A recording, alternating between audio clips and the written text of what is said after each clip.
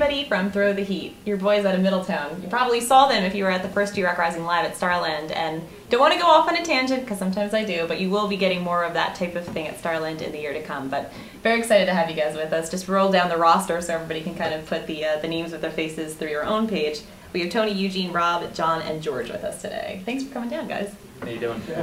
So lots to talk about with you. Aside from all of the live shows that people can come check you out at, because you have lots coming up into January, into the new year. You have a few shows in Red Bank, which I guess is more of like a stripped down show for you guys, right? Usually at the Internet Cafe. Yeah. But then you also have a huge show coming up at the Homedale Firehouse on December 30th. Mm-hmm. And then you have a couple shows coming up with a fellow band, I Am the Avalanche School of Rock, and another one out in PA too, so pretty full plate. Yeah, those are going to be awesome shows. Awesome shows. That's great. There's no idea of like taking a vacation then heading into like New Year's or anything, it looks like for you guys. No, not at all. Not at all. Nah. That's We'll good. vacation while we drive. That's, oh, good.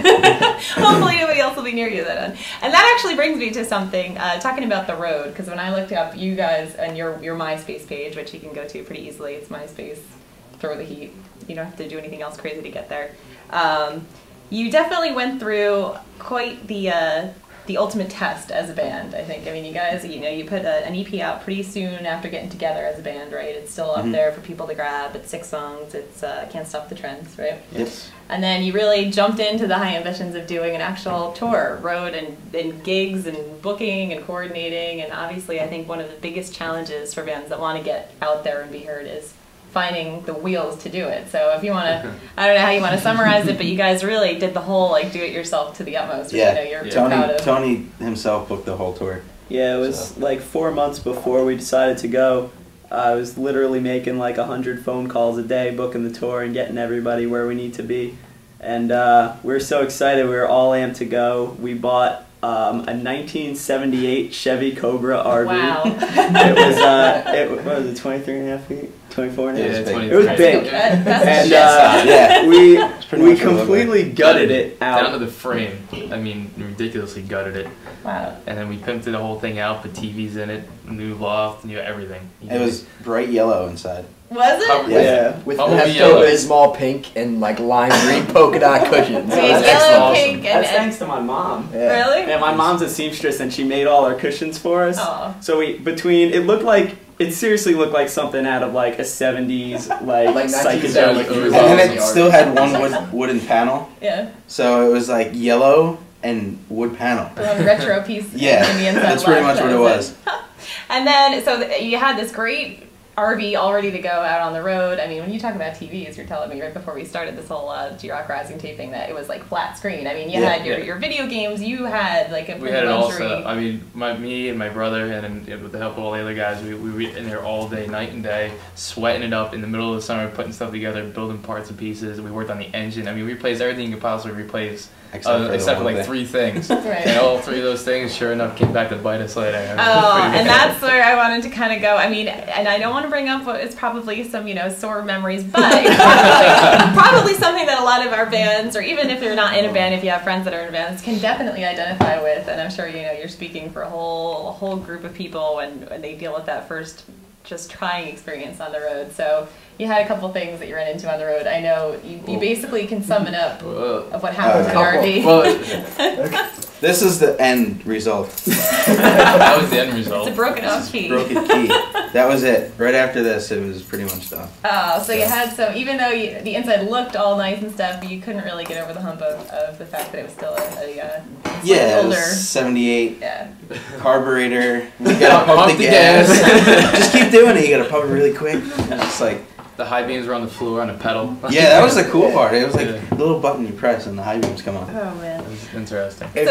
If we could tell you all the stories, like We'd be I mean, we here. started Yeah. off 10 minutes into the ride. We go and get gas and didn't even pay for it. And get pulled over down the road. Like, It's not not like even we, 10 feet. not like we wanted to leave. Right. There's a There was miscommunication between 6 dudes and Miscommunication there's between everyone. Oh my god. So I think what the vibe that I'm getting then from what you talk about, just being a band out of Middletown and then just hitting the road, and even the horrible parts that you had to deal with, and the really like just heart-wrenching idea of what you worked on so hard, Yeah. kind of breaking down on you when you most needed it. Do you think that just now, as you're sitting here with me, it makes you guys that much tighter as a band moving into whatever else? Yeah, you guys Of do? course. I mean, So you would do it all over again? Yeah, I would do it Give or all take over a- again. It was awesome, absolutely It was the awesome. most fun tour that I think any of us have ever been on. And like you said, even though it was kind of a bummer, we had to cancel 22 shows. Oh my And that god. was Yeah. the hardest thing. It was so weird because, like you said, we're just, we're a band from Middletown. We Yeah. never really hit the road yet. And on the way to one of our shows, which is when we had the first real trouble in Louisiana, the promoter called me and he's like, "Where are you guys? You guys drew 40 kids already. Are Oh, you man. coming?" And we're like, we're broken down, and this guy, screwed us for $2,000 fixing it, and all in all, we wound up spending $4,000 trying to fix it on the road, Right. and then after the engine seized, we had to pay another $1,000 to U-Haul home, and it was so financially it was a bust, but morally, It like, was awesome. yeah, we had a great time, and it really brought us all together. That's very cool. So I guess you can kind of give us our G-Rock Rising lesson for like the week or a lesson for the month, and in that sense, where if you're talking to like a band that's just starting out, or even if they've been around for a while and they haven't taken that step and tried to do the road thing, you would say go ahead and go for it because it'll really make or break Yeah. it in that sense. Well, It will make if him you break. can, yeah, exactly. It made him If break you us the can week before we last left. through that, it's either you're gonna break, the band's just gonna dissolve and like that's it. Everybody's gonna be frustrated at each other, or you just try to go through it, and your band will be even closer together, like a tighter niche.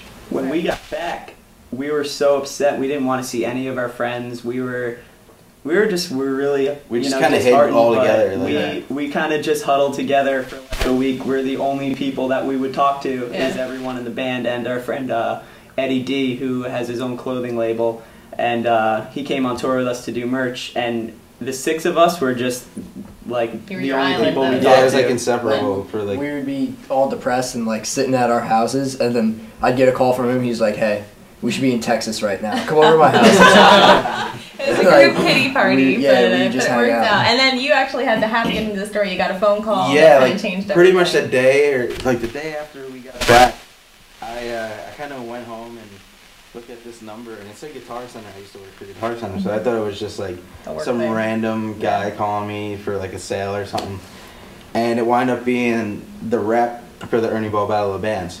So he was telling me, he's like running off everything, and he's like, it was going through the whole spiel of the sale. Yeah. And then it got to the Heat, your dad told the Heat's gonna be playing Warped Tour, and I was like, what? And I was He like, could have told me that, like, 5 Yeah, minutes like- ago. And so I was like, I have a 4-year-old son, and I'm by myself with him. I'm like, yes, like I'm all excited, Yeah. and he's just looking at me like, And you're like, trust "What are me, you it's doing?" really good. Yeah. So then I call, was it you? Yeah, And you guys we were together. Yeah. And I was like, dude, guess what? You're not gonna believe this. He's like, what? I was like, we're playing Warped Tour. He's like, dude, don't get her out. I was like, dude, The trip you had. yeah. I was like, I just talked to the dude from Guitar Center, and we're playing Warped Tour. And he's like, what? He's like, Eugene, we're playing Warped Tour. And you hear Eugene in the back, you're like, yeah, he's jumping on his back, right? Were you like on top of your I bed? power slid across the roof of my van. Oh, well, that's good. I'm glad to see that it turned around, and they obviously identified what people will see in a minute when you play for us here, which is that you definitely deserve to be on Warped Tour last year, and it looks like you guys are just flying high into Yeah, it was 2008. So it was a fun show, like, and then it was kind of like our first show back from tour. right. So like all our friends came out, like all the fans that have been with us for like since the beginning, they came out, and then there was like, and then some. Yeah. Like I was walking around and some kid, like I don't know, I was going to the bathroom and I was like, it's a Throw the Heat shirt, like. And it was and he's somebody you like- didn't know. So Yeah, that's that sign it's, that you it's cool to see that. crossed Like over to a he new- was like, dude, you're off from Throw the Heat. I was like, yeah. It was kind of like at Warped Tour, it was to see that it was cool. It's just and that's the crowd that we're hoping comes out to one of the many shows that we mentioned coming up, and specifically the Homedale Firehouse, December 30th, which sounds like it'll be that kind of big homecoming crowd again. So for all the info, go to Throw the Heat's website on MySpace, and right now we'll be playing a couple songs for us. I'm Erin Vogt. Thanks for tuning in again to G-Rock Rising.